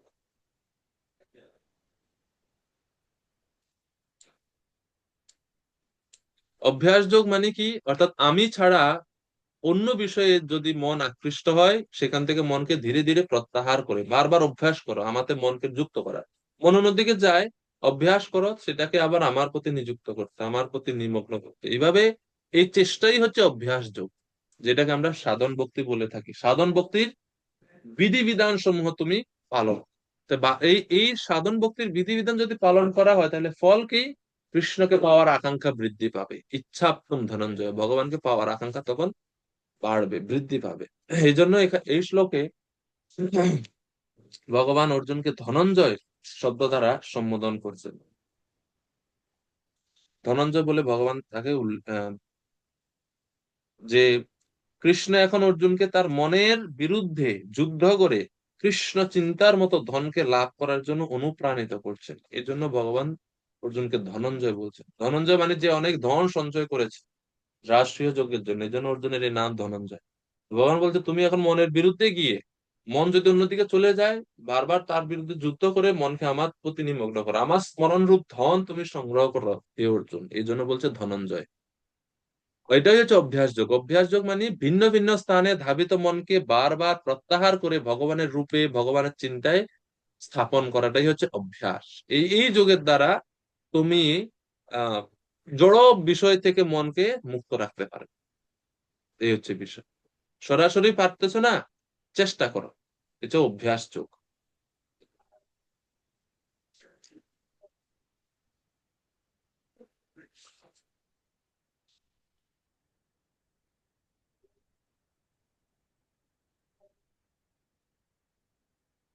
প্রভুপাদ তাৎপর্য বলছেন যে ভক্তিযোগ অনুশীলন করতে হলে সদ্গুরুর তত্ত্বাবধানে কতগুলো বিধি পালন করা করতে, যেরকম ভোরে ব্রহ্ম মুহূর্তে ঘুম থেকে ওঠা, মঙ্গলারতি করা, হরে কৃষ্ণ মহামন্ত্র কীর্তন করা, ভগবানের আরাধনা করা, ভোগ রান্না করে ভোগ নিবেদন করে প্রসাদ গ্রহণ করা, এইসব বিধিগুলো পালন করতে পারে। নিরন্তর ভগবানের কথা শ্রবণ কীর্তনে মগ্ন থাকা, ভগবত সেবা মগ্ন থাকা, এই সমস্ত যদি আমরা করি, অভ্যাস করতে থাকি এগুলো করার জন্য, তাহলে আমরা অতি শীঘ্রই ভগবানকে লাভ করতে পারি এবং আমরা আমাদের জীবনকে সার্থক করতে পারবো। এই হচ্ছে পদ্ধতি। এখন অর্জুন বলছেন এটাও যদি পারি না, অভ্যাসও যদি পারি না, তাহলে কি হবে? তো 10 নং শ্লোকে ভগবান বলছেন তুমি যদি তাও করতে সক্ষম না হও, তাহলে বৈদিক ভক্তি অভ্যাসে যদি অসমর্থ হও, তাহলে আমার জন্য কর্তব্য কর্ম সব সাধন করো। কর্তব্য কর্ম অভ্যাসাপ্য সমর্থোসি মৎকর্ম পরমো ভব। অভ্যাসাপ্য অসমর্থ হসি, যদি তুমি এমনকি অভ্যাস করতে অসমর্থ হও, মৎকর্ম পরমো ভব, তাহলে আমার জন্য কর্ম করো। ভগবানের জন্য কর্ম দুই ভাবে হতে পারে, এক প্রত্যক্ষ বা সরাসরি, সরাসরি ভগবানের জন্য কর্ম। দুই পরোক্ষ ভাবে। পরোক্ষ ভাবে মানে হচ্ছে কর্মের ফল নিবেদন করা ভগবানকে, কর্ম করা এবং ফলটা ভগবানকে নিবেদন করা। এই দুই ভাবেই কর্তব্য কর্ম হতে পারে। মৎ কর্ম পরমো ভব। আর মদার্থমপি কৌন্তেয়, আমার জন্য কর্ম করার মাধ্যমে তুমি ফল কি হবে? এই সবগুলা শ্লোকের মধ্যে কিন্তু ফলের কথা আছে। সিদ্ধিম অবাপ্স্যসি, তুমি সিদ্ধি লাভ করবে। অর্থাৎ 10 নং শ্লোকে যে কৃষ্ণের জন্য কর্ম করার মাধ্যমে তুমি ভক্তিযোগের স্তরে উন্নীত হতে পারবে বা সিদ্ধি লাভ করতে পারবে। তো এই হচ্ছে পরবর্তী মাধ্যম। তো এবার ভগবান কাউকে ছাড়ছে না, তুমি যেই স্তরে থাকো সেই স্তর থেকে তুমি আমার আরাধনাতে যুক্ত থাকতে পারো। তো দূরে যাওয়ার কোনো আবশ্যকতা নেই।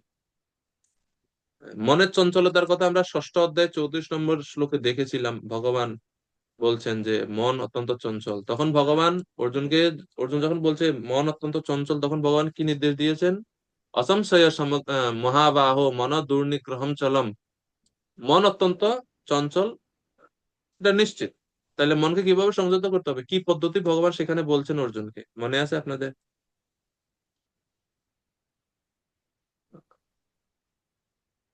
কে বলতে পারবেন? যখন ষষ্ঠ অধ্যায়ে অর্জুন বলছে যে প্রভু, মন তো অত্যন্ত চঞ্চল, বায়ুরিব সুদুষ্করম, তো তখন ভগবান কি উপদেশ দিয়েছেন?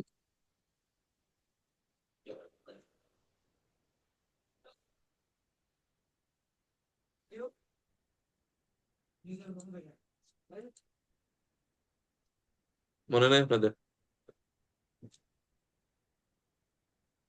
বাংলা বললেই হবে। অভ্যাসে না তো কৌন্তেয় বৈরাগ্যে না চ গৃহীয়তে। যে অভ্যাসের কথা এখানে বলছেন, সেই অভ্যাসের কথা ভগবান মনকে সংযত করার জন্য অর্জুনকে ষষ্ঠ অধ্যায়ের 35 নম্বর শ্লোকে বলছে। কিন্তু কেউ যদি অভ্যাসও করতে না পারে, এই জন্য 10 নং শ্লোকে বলছে কর্মসমূহ আচরণ করো। ভগবানের মন্দির নির্মাণ, ভগবানের জন্য ফুলের বাগান তৈরি করা, সেই ফুলের বাগানে জল দেওয়া, ভগবানের মন্দির পরিষ্কার করা, মালা তৈরি করা, ভগবানের কর্ম যদি আমরা মগ্ন থাকি, তাহলে মন ভগবানেতে স্বাভাবিকভাবে যুক্ত থাকে। এটা একটা প্র্যাকটিক্যাল উপায়।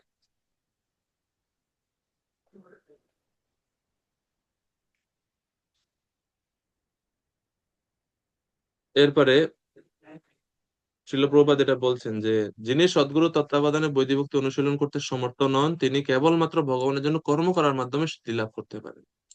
তো হয় সরাসরি ভাবে ভগবানের জন্য কর্ম, অথবা কর্ম করে কর্মের ফল, সে দুইটাই প্রভুপাদ তাৎপর্য বলছেন। যে প্রতিটি প্রচেষ্টাতে জায়গা জমি অর্থ সংগঠন ও শ্রমের প্রয়োজন হয়, যেমন যারা ব্যবসায়ী, ব্যবসার জন্য জায়গা দরকার, শ্রমের দরকার, এইসব। কিন্তু পার্থক্য হচ্ছে একজন ভক্ত যখন করে কৃষ্ণ সন্তুষ্টির জন্য করে, আর একজন বিষয় যখন করে নিজের ইন্দ্রিয় তৃপ্তির জন্য করে। এই জন্য প্রভুপাদ বলছে যে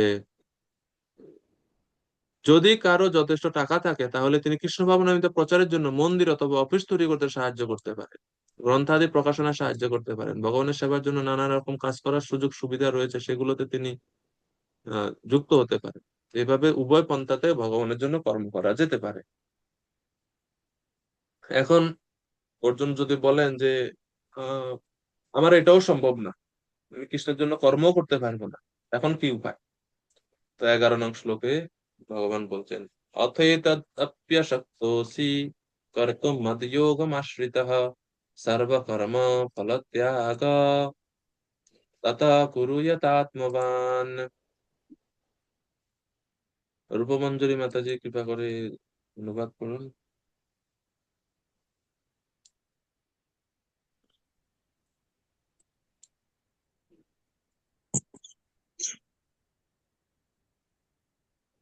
আর যদি তাও করতে অক্ষম হও, তবে আমাতে সমস্ত কর্ম অর্পণ করো, সংযত চিত্তে কর্মফল ত্যাগ করো। যদি আমার জন্য কর্ম করতে সক্ষম না হও, অক্ষম হও, তাহলে আমাকে তোমার সমস্ত কর্ম অর্পণ করে সমস্ত ফল, কর্মফল, সমস্ত কর্মফল তুমি ত্যাগ করো। তো বলদেব বিদ্যাভূষণ প্রভুর মতে মহাকুলীনত্ব, লোক মুখ্যত্ব আদি প্রতিবন্ধকতার দ্বারা যদি ভগবত নিকেতন বা ভগবানের মন্দির মার্জন আদি কোনো কার্য যদি কেউ করতে না পারে, তাইলে ভগবত গীতার কথিত প্রথম 6 অধ্যায়ে বর্ণিত নিষ্কাম কর্মযোগ আশ্রয় করা তার জন্য শ্রেয়। ভগবানের শরণ গ্রহণ পূর্বক বিজিত মনা হয়ে সর্বকর্মফল এবং স্পৃহ আদি পরিত্যাগ করে তার অবস্থান করা উচিত। কিন্তু ভগবত প্রাপ্তির সাক্ষাৎ উপায় ভক্তিযোগী গীতার দ্বিতীয় 6 অধ্যায়ে কথিত আছে, অর্থাৎ 7 থেকে 12। সেই ভক্তিযোগ দ্বিবিধ, অর্থাৎ ভগবত নিষ্ঠ অন্তঃকরণ ব্যাপার ও বহিষ্করণ ব্যাপার। যারা এই উভয় প্রকার ভক্তিযোগ অবলম্বনে অনধিকারী, তাদের পক্ষে নিষ্কাম কর্মযোগী আশ্রয় পন্থা বা শ্রেয় পন্থা। তো সেজন্য তারা নিষ্কাম কর্মযোগ অবলম্বন করতে পারে, যেটা এই 11 নং শ্লোকে বলছে।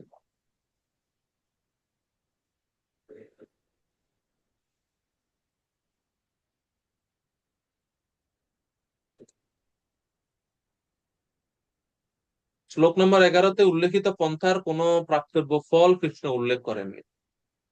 11তে যে এটা বলেন না যে বাদ বাকি প্রথম সবগুলোতে বলছে যে তুমি এটা করলে এটা হবে, এটা করলে এটা হবে, কিন্তু 11তে সর্ব মানে এই পন্থা অবলম্বন করলে কি হবে তা ভগবান বলেন।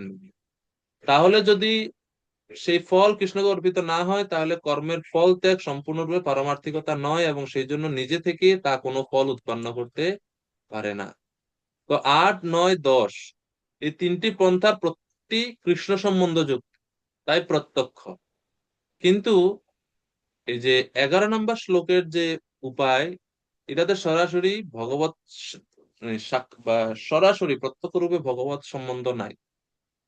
সেই জন্য কৃষ্ণ সম্বন্ধের প্রগাঢ়ত্বের জন্যই 8 থেকে 12 নং শ্লোকে এই যে পন্থার মধ্যে 8, 9, 10 এই তিনটা হচ্ছে শ্রেষ্ঠ শ্রেষ্ঠ পন্থা। 11টা হচ্ছে যারা একবারে সম্ভব নয় তাদের জন্য নির্দিষ্ট। অ্যাটলিস্ট তারপরেও ভগবান বলছেন না যে তুমি যোগ্য না ভক্তিতে যুক্ত হওয়ার, আমাকে প্রাপ্ত হওয়ার। সকলকে ভগবান রাখছেন, এটা হচ্ছে ভগবানের উদারতা বা ভগবানের মহত্ব, যে ভগবান সকলকে আশ্রয় দিচ্ছেন। সমস্ত কর্মফল ত্যাগ করে আত্মসংযমী হয়ে ধীরে ধীরে তুমি চেষ্টা করো, তাহলে তুমি একসময় ভক্তি যোগের জন্য যুক্ত হবে, সরাসরি ভাবে ভগবানের সেবা করার জন্য যুক্ত হবে। তো 12 নং শ্লোকে ভগবান এখন বলছেন, শ্রেয় হি জ্ঞানম অভ্যাসাৎ জ্ঞানাৎ ধ্যানম বিশিষ্যতে ধ্যানাৎ কর্মফল ত্যাগ ত্যাগাৎ শান্তি অনন্তরম। শ্রেয় হি জ্ঞানম অভ্যাসাৎ, তুমি যদি এই প্রকার অভ্যাস করতে সক্ষম না হও তাহলে জ্ঞানের অনুশীলন করো। নিষ্কাম কর্মযোগও পারো না, তাহলে জ্ঞানের অনুশীলন করো। তার অভ্যাস হতে জ্ঞান শ্রেষ্ঠ। এখানে জ্ঞান বলতে ব্রহ্মজ্ঞানের কথা বলা হয়েছে, অর্থাৎ দেহ ও আত্মা এর মধ্যে যে পার্থক্যমূলক জ্ঞান, সেই জ্ঞান। জ্ঞানাৎ ধ্যানাৎ ধ্যানম বিশিষ্যতে, জ্ঞান থেকে ধ্যান শ্রেষ্ঠ। ধ্যানাৎ কর্মফল ত্যাগ, ধ্যান থেকে কর্মফল ত্যাগ শ্রেষ্ঠ। কেননা ত্যাগাৎ শান্তি অনন্তরম, কর্মফল ত্যাগে শান্তি লাভ হয়। কর্মফল ত্যাগের স্তর অত্যন্ত শ্রেষ্ঠ।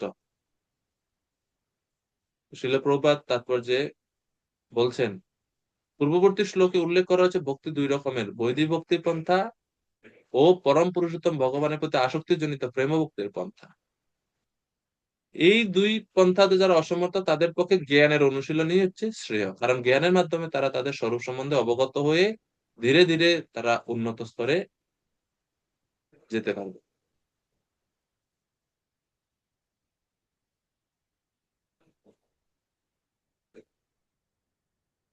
তো জ্ঞান অনুশীলনের ফলে ধীরে ধীরে তারা ধ্যানের স্তরে উন্নীত হতে পারবে, এবং অন্তিমে তারা ভগবত সেবার প্রতি বা ভগবানের সরাসরি সেবাতে তারা যুক্ত হওয়ার সৌভাগ্য লাভ করতে পারবে।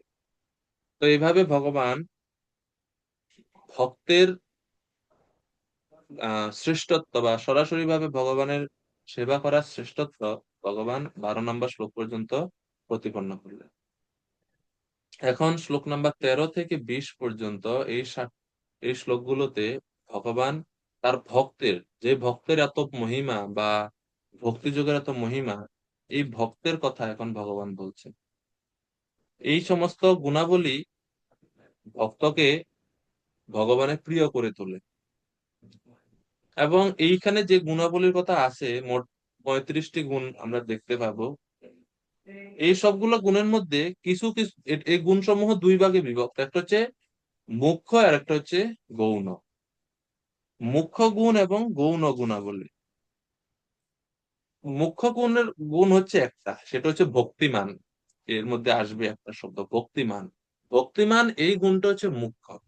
এছাড়া আর বাদ বাকি সব গুণ হচ্ছে গৌণ, অর্থাৎ ভক্তির ফলে সমস্ত গুণগুলো ভক্তের মধ্যে আসে। ভক্তিটা হচ্ছে মুখ্য গুণ, আর বাদ বাকি সবগুলো হচ্ছে গৌণ গুণ বলে আচার্যরা প্রতিপন্ন করছেন। তো কে কৃষ্ণের সবচেয়ে প্রিয় ভক্ত? আমরা কি যদি কৃষ্ণের প্রিয় ভক্ত হতে চাই, যদি চাই তাহলে এই শ্লোকগুলোতে যে গুণগুলোর কথা আছে সেই গুণগুলো যেন আমরা অর্জন করার বা প্রাপ্তি করার চেষ্টা করি। তো শ্লোক নাম্বার 13 থেকে শুরু হচ্ছে।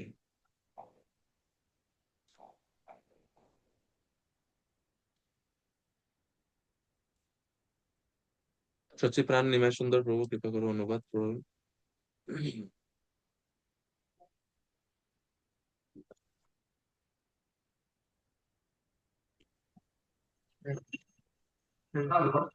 যিনি সমস্ত জীবের প্রতি স্নেহ দেশ শূন্য, বন্ধুভাবাপন্ন, কৃপালু, মমত্ব, বুদ্ধি শূন্য, নিরহংকার, আহ, সুখে ও দুঃখে সমভাবনাপন্ন, ক্ষমাশীল, সর্বদা সন্তুষ্ট, সর্বদা ভক্তিযোগে যুক্ত, সংযত স্বভাব, দৃঢ় সংকল্পযুক্ত এবং যার মন ও বুদ্ধি সর্বদা আমাতে অর্পিত, তিনি আমার প্রিয় ভক্ত।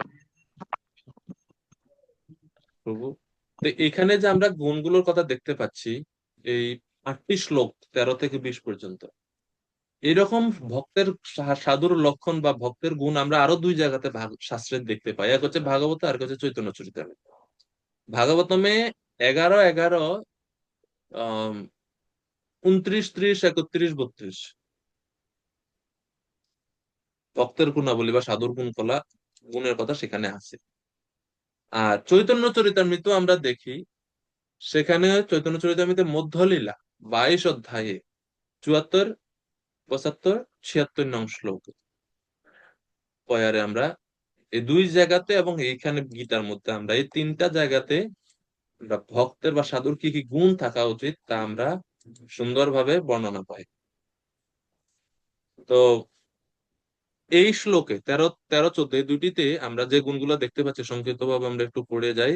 অদ্বেষ্টা সর্বভূতানাম, ভক্ত সমস্ত জীবের প্রতি দ্বেষ শূন্য, এমনকি যারা তার প্রতি দ্বেষ করে তাদের প্রতিও তিনি দ্বেষ করেন না। এই হচ্ছে ভক্তের স্বভাব বা বৈশিষ্ট্য।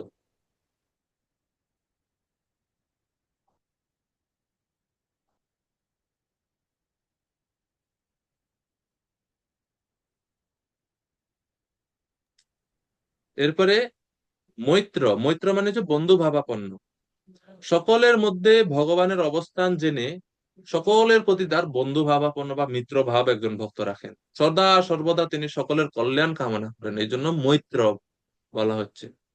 3, করুণ বা করুণাশীল, সমস্ত বাধা বিঘ্নকে অগ্রাহ্য করে তিনি সকলের অন্তরে ভক্তি প্রচারের জন্য চেষ্টা করেন, কারণ তিনি দেখেন যে জীব কত কষ্ট পাচ্ছে।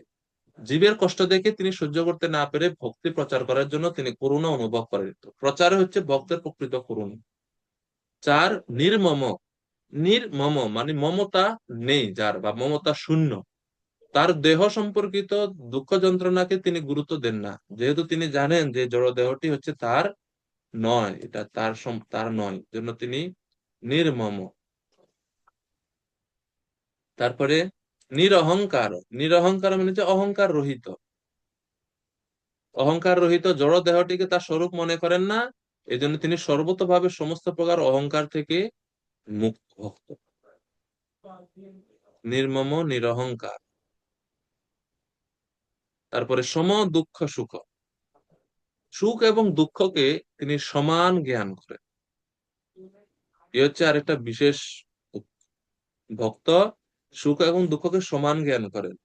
ভাগবত আমরা দেখি, নারায়ণ পরা সর্বে ন কুতশ্চন বিভ্যতি স্বর্গ অপবর্গ নরকেশু অপি তুল্য অর্থদর্শী ন। এই যে তুল্যদর্শী ভক্ত, তুল্য মানে হচ্ছে সমান, ভক্তের কাছে স্বর্গ, মোক্ষ এবং নরক এই তিনটাই সমান। এরপর হচ্ছে ক্ষমি, ক্ষমি মানে হচ্ছে ক্ষমাশীল, সবসময় তিনি ক্ষমা করে দেন। ক্ষম ধাতুর অর্থ হচ্ছে সহন করা, তিনি সবকিছু সহ্য করেন এবং ক্ষমা করে দেন। এরপরে সন্তুষ্ট, সন্তুষ্ট মানে উনি জীবিকা নির্বাহের জন্য অত্যাধিক প্রচেষ্টা করেন না, ভক্ত যতটুক দরকার জীবিকার ততটুক পেয়ে তিনি সন্তুষ্ট থাকেন, অল্পতে সন্তুষ্ট থাকেন। সন্তুষ্ট, ভগবত কৃপায় অতি সামান্য চেষ্টা করে যা কিছু পাওয়া যায় তাতেই তিনি সন্তুষ্ট থাকেন, সন্তুষ্ট। আর সততম যোগী, সততম যোগী মানে সর্বদা তিনি ভক্তি যোগে যুক্ত, অন্য কোনো যোগের আশা অবলম্বন করেন না, তিনি ভক্তি যোগে যুক্ত, গুরুদেবের আদেশ অনুসারে সবসময় ভক্তিমূলক কার্যে তিনি যুক্ত থাকেন। এটা হচ্ছে আরেকটা বিশেষ বৈশিষ্ট্য বা গুণ। 10 নাম্বার যত আত্মা, যত আত্মা মানে হচ্ছে সংযত স্বভাব বিশিষ্ট ভক্ত, অনিত্য সুখ দুঃখে আগ্রহী নন, তিনি সংযত স্বভাব, সংযত স্বভাব, যেটা বলছে যত আত্মা। আর দৃঢ় নিশ্চয়, দৃঢ় নিশ্চয় মানে আমার অনন্য ভক্তি আমার একমাত্র কর্তব্য, এরকম স্থির বা স্থির নিশ্চয়তা যার মনের মধ্যে আছে, এজন্য বলছে দৃঢ় নিশ্চয়। ভক্তি ছাড়া কৃষ্ণ আর অন্য কোনো পন্থার প্রতি তার কোনো বিশ্বাস নাই, তিনি ভক্তিমূলক কার্যে সবসময় যুক্ত থাকেন, ওনার বিশ্বাস আছে যে ভক্তির দ্বারাতেই তুমি ভগবানের কৃপা লাভ করতে পারবে, এই দৃঢ়তা আছে, এজন্য বলছে দৃঢ় নিশ্চয়। 12 নম্বর গুণ, মই অর্পিত মনোবুদ্ধি, মানে ভগবানের স্মরণ মন এবং বুদ্ধি কৃষ্ণে অর্পণ করেছেন। এই সমস্ত গুণগুলো থাকার জন্য ভগবান শ্রীকৃষ্ণের তিনি একজন প্রিয় ভক্ত হয়ে ওঠেন। এখানে 12টি গুণ আমরা দেখতে পাচ্ছি। 15 নম্বর শ্লোকে আরো গুণের কথা দেওয়া হচ্ছে। সত্য সংকীর্তন প্রভু 15 নম্বর শ্লোকের অনুবাদ করবেন কৃপা করে।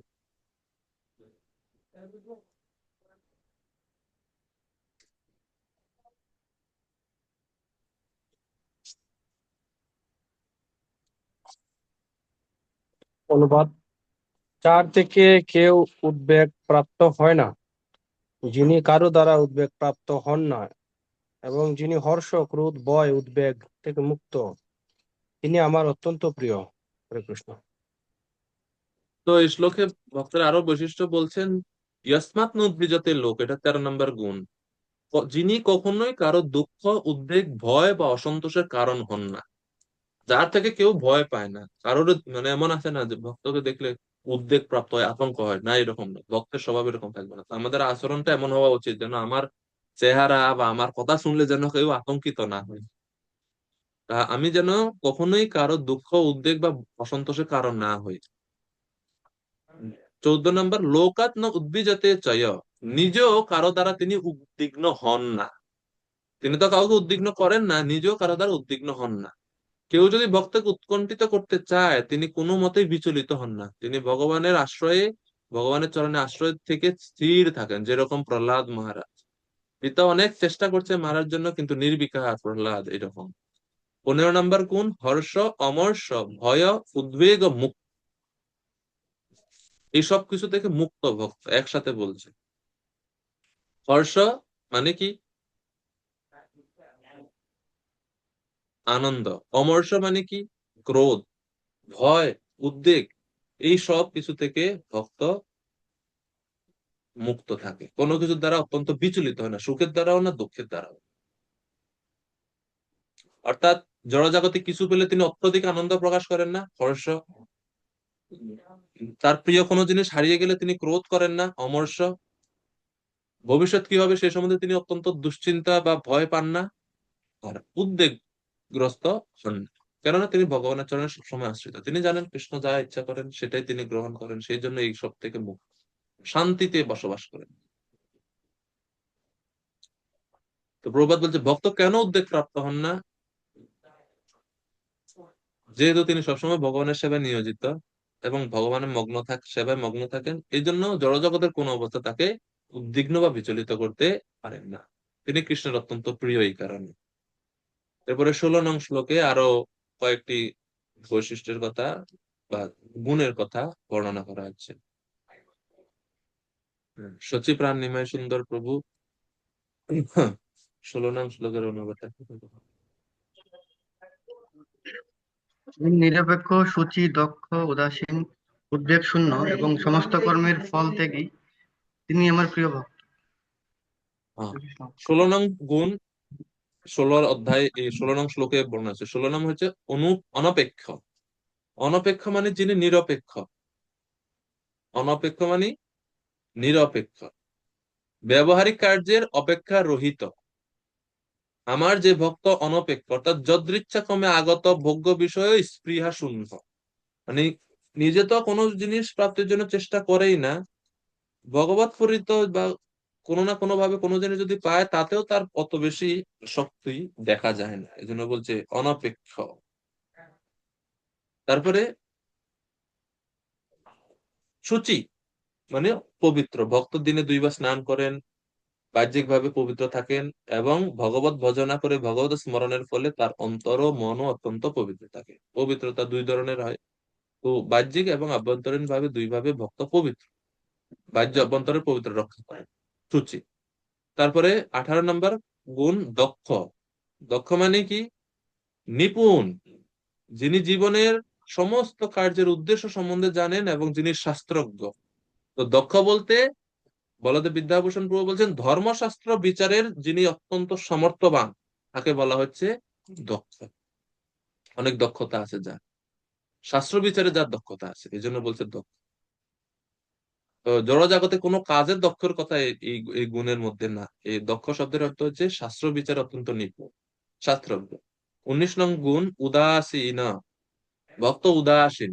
কিসের ব্যাপারে উদাসীন? ভগবানের সেবার ব্যাপারে উদাসীন না, ভক্ত নিজের ব্যাপারে উদাসীন থাকে। কিন্তু অন্যান্য ভক্ত এবং ভগবানের সেবার জন্য তিনি উদাসীন থাকেন না। কিসের জন্য, কিসের প্রতি উদাসীন? নিজের ব্যক্তিগত চাহিদা, দেহের চাহিদা ইত্যাদি ইত্যাদির প্রতি উদাসীন। দেশ, কাল, শত্রু, মিত্র, এই সকলের প্রতি তিনি উদাসীন থাকে, উদাসীন। তারপরে গতব্যথ, গতব্যথ মানে হচ্ছে উদ্বেগ শূন্য, কখনো উদ্বিগ্ন হন না, উদ্বেগ শূন্য। তিনি সর্বোপাধি বিনির্মুক্ত, এই জন্য তিনি কখনো ক্লেশ ভোগ করেন না। তিনি জানেন তার দেহটি একটি উপাধি মাত্র, তিনি কখনো দেহের কোন রকম আহ, তাই কখনো যদি দেহের কোন রকম যাতনা হয় তাতে তিনি অবিচলিত থাকেন, এই জন্য বলছে গতব্যথ, উদাসীন গতব্যথ।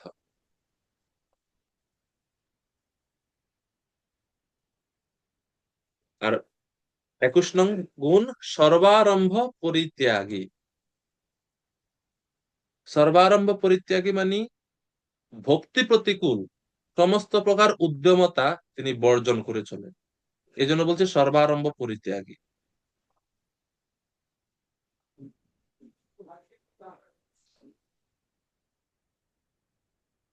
সমস্ত কর্মের ফল ত্যাগী। শুদ্ধ ভক্ত এমন কিছু প্রয়াস করেন না যা কৃষ্ণ ভক্তির প্রতিকূল, যেমন বড় বড় তালিকা তৈরি, যাতে অনেক সময় ও শক্তির অপচয় হয়, এগুলো হচ্ছে ভক্তির প্রতিকূল। যা কিছু আছে সবকিছুর প্রয়াস, উদ্যমতা তিনি ত্যাগ করেন, এই জন্য বলছে সর্বারম্ভ পরিত্যাগী। অবশ্য ভক্তির সহায়ক হলে তিনি সেগুলো করেন, যেমন এখন যদি ভক্তির সহায়ক হয় বড় মন্দির, সেটা তিনি তৈরি করবেন বা তৈরিতে প্রচেষ্টা করবেন, কিন্তু যদি ভক্তি প্রতিকূল হয় তাহলে ত্যাগ করবেন। এটা হচ্ছে সর্বারম্ভ পরিত্যাগী। 17 নম্বর শ্লোক আরো গুণের কথা বলছে। ন ঋষ্যতি, এটা 22 নম্বর গুণ। ঋষ্যতি মানে প্রিয় বস্তু প্রাপ্তিতে আনন্দিত হন না। ন দ্বেষ্টে, অপ্রিয় বস্তু প্রাপ্তিতে রাগ বা দ্বেষ করেন না, বিদ্বেষ করেন না। ন শোচতি, প্রিয় বস্তু চলে গেলে শোক বা অনুতাপ করেন না। ন কাঙ্ক্ষতি, কোন জিনিস নাই তার পাওয়ার জন্য আকাঙ্ক্ষাও করেন না, অপ্রাপ্ত বস্তু পাওয়ার জন্য আকাঙ্ক্ষাও করেন না। 26 নম্বর গুণ শুভ অশুভ পরিত্যাগী ভক্তিমান ইয়। শুভ অশুভ সমস্ত কর্ম পরিত্যাগ করে যিনি ভক্তিতে যুক্ত, সেই ভক্ত। তো এই হচ্ছে এই 26 নম্বর যে গুণটা ভক্তিমান, এইটা হচ্ছে সমস্ত গুণগুলোর মধ্যে মুখ্য বা শ্রেষ্ঠ গুণ। এটা ভগবানের সবচেয়ে বেশি প্রিয় করে তোলে ভক্তকে। 18, 19। তো 26টা দেখলাম আমরা এই পর্যন্ত। 18 এবং 19 নং শ্লোকে আরো গুণের কথা বলা হচ্ছে। প্রাণ গৌরচন্দ্র প্রভু এই দুইটি শ্লোকের অনুবাদ পড়ুন কৃপা করে। হরে কৃষ্ণ, দণ্ডবোধ প্রণাম প্রভু কিশোর। ধন্যবাদ। তিনি শত্রু ও মিত্রের প্রতি সমবুদ্ধি, যিনি সম্মানে ও অপমানে, শীতে ও গরমে, সুখে ও দুঃখে এবং নিন্দা ও স্তুতিতে সমভাবাপন্ন, যিনি কুসঙ্গ বর্জিত, সংযত বাগ, যৎকিঞ্চিৎ লাভে সন্তুষ্ট, গৃহশক্তি শূন্য এবং যিনি স্থির বুদ্ধি ও আমার প্রেমময়ী সেবায় যুক্ত, সেই রকম ব্যক্তি আমার অত্যন্ত প্রিয়। হরে কৃষ্ণ। হরে কৃষ্ণ। ধন্যবাদ প্রভু। তো 27 নম্বর গুণ সম শত্রু চ মিত্রে চ। ভক্ত শত্রু এবং মিত্রের প্রতি তিনি সমভাব, সমভাবাপন্ন, ভেদ করেন না যে এই আমার শত্রু আমার মিত্র, ভক্তের মধ্যে এরকম পার্থক্য নাই। মান অপমানয় সম, সম্মান এবং অপমানেও তিনি সমভাব, অবিচলিত থাকেন।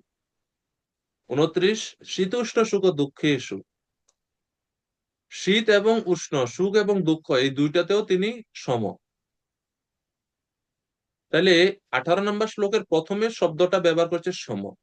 এই সমটা শত্রু মিত্রের সঙ্গেও যুক্ত হবে, মান অপমানের সঙ্গেও যুক্ত হবে, শীত উষ্ণ দুঃখ, সুখ দুঃখ, এই সবগুলোর প্রতি সঙ্গে সঙ্গে এই সম বা সমভাব এটা যুক্ত হবে। একবারই ভগবান প্রথমে বলছেন এই সবটা, পরের সবগুলো বৈশিষ্ট্যের সঙ্গে যুক্ত হবে।